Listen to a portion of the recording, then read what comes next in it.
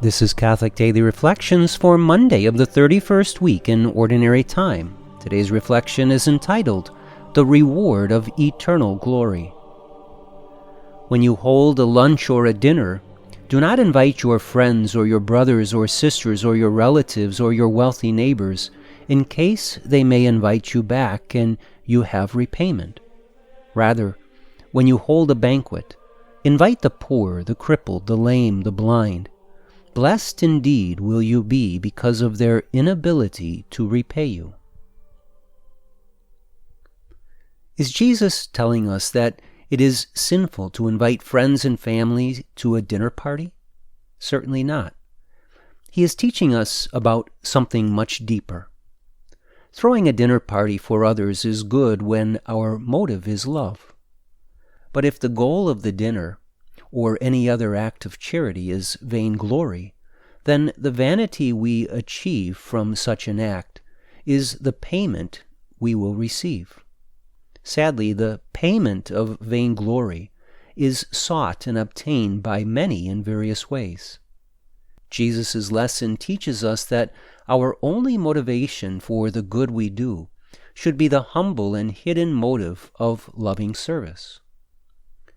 As a result of the temptation to pride, we can easily find ourselves being inordinately concerned about what others think about us.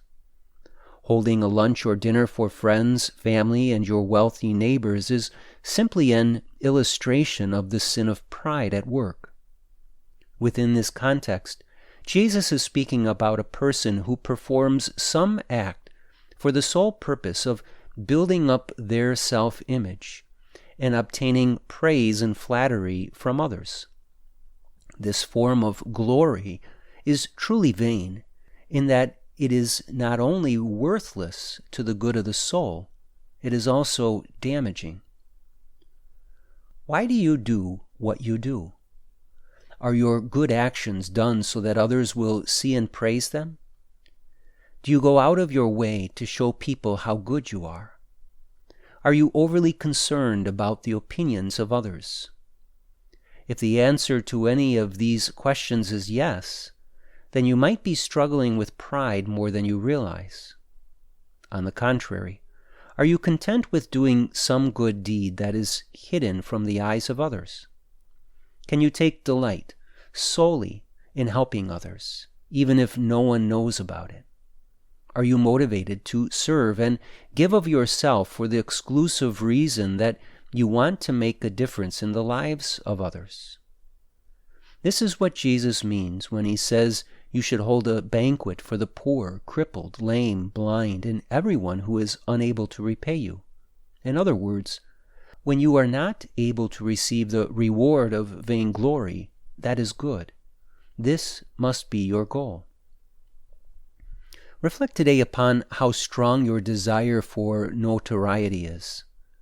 Consider some scenario where you worked hard, day and night, for some time to do some good work. Imagine that the good work accomplished great benefits for others. Then imagine that no one knew you were behind that good work, and therefore you received no gratitude or acknowledgement. How would you feel? Ideally, you would rejoice for two reasons. First, you would rejoice that you were able to serve and make a difference.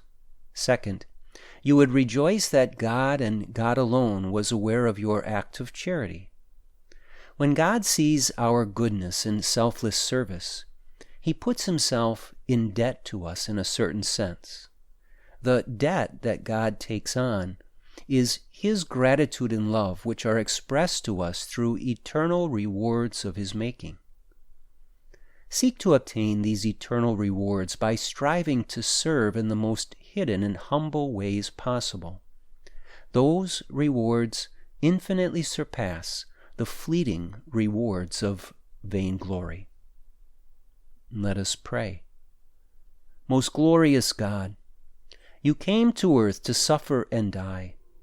In that act of perfect love, you brought about the greatest good ever known.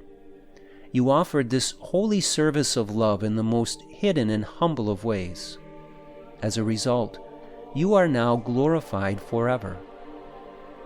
Help me to share in your acts of humble and hidden service so that I too may one day share in the glory of heaven. Jesus, I trust in you.